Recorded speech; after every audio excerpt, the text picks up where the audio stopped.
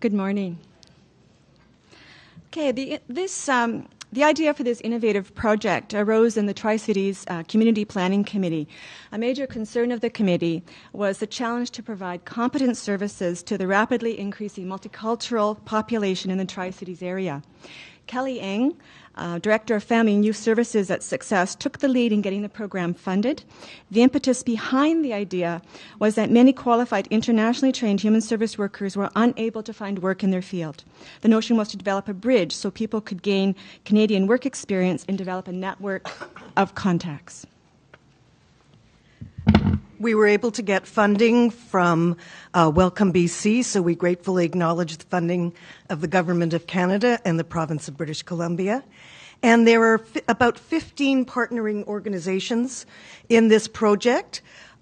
Chief among them are Success and Douglas College, which have taken the lead in coordinating the program and in providing the faculty for the course and the mentoring section.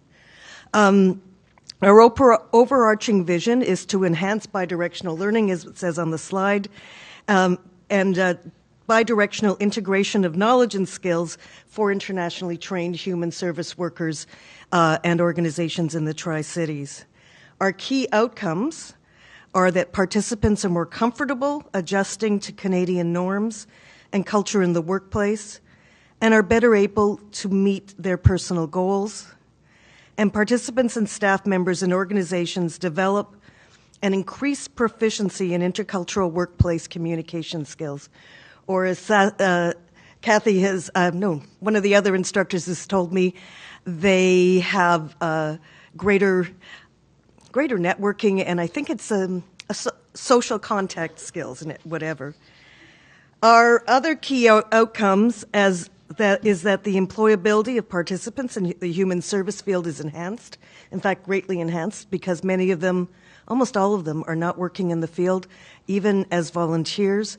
Some of them have been doing things like stocking shelves, making boxes, things like that, and they have incredible range of skills and experience, and that they have a broadened and diverse social network in relation to human service.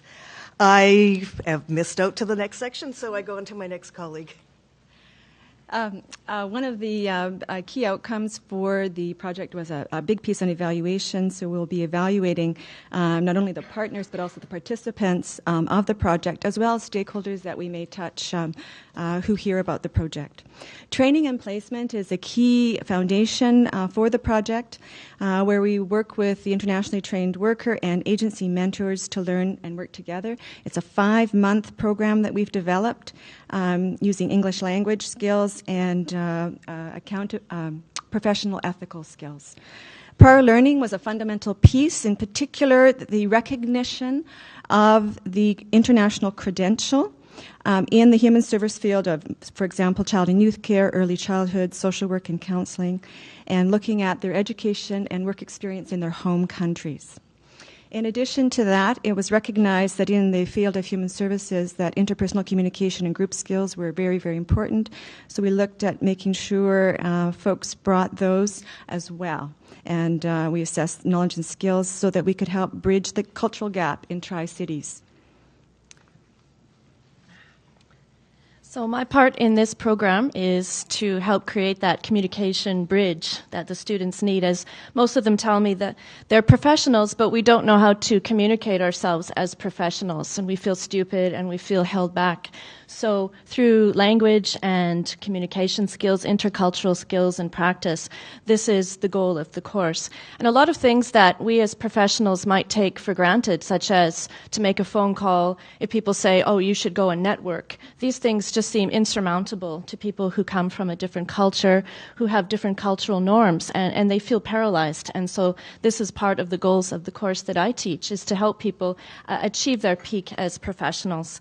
And in class, we do a lot of group work, and the reason for that is to help them get to know each other and each other's cultural backgrounds, because they do represent the Tri-Cities diversity and community, as well as, mainstream Canadians. And it also helps them gain some confidence students in the classroom in a safe environment so that they can then feel more comfortable reaching out and engaging in the mentorship aspect of the program and become, as part of the bridge, mentors to the community to help explain their own ways of doing things, the way their clients might be doing things, and the way things are familiar to them in a workplace that is causing some perhaps confusion or misunderstandings.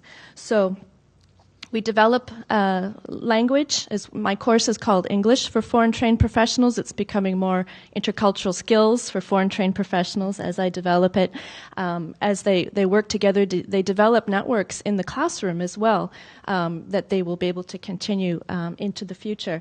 And when they do enter the workplace and the Tri-Cities community, they will be able to help assist in making those necessary cultural shifts in our community as it becomes increasingly diverse. And just to wrap up, I think the word that we came up with for the project for the end point was maybe a sense of enlightenment for both groups, for the internationally trained human service worker and the Tri-Cities agencies who partnered as mentors. And we hope that all groups will embrace, recognize, and validate cultural differences and see these as value-added strengths. Thank you very much for your attention.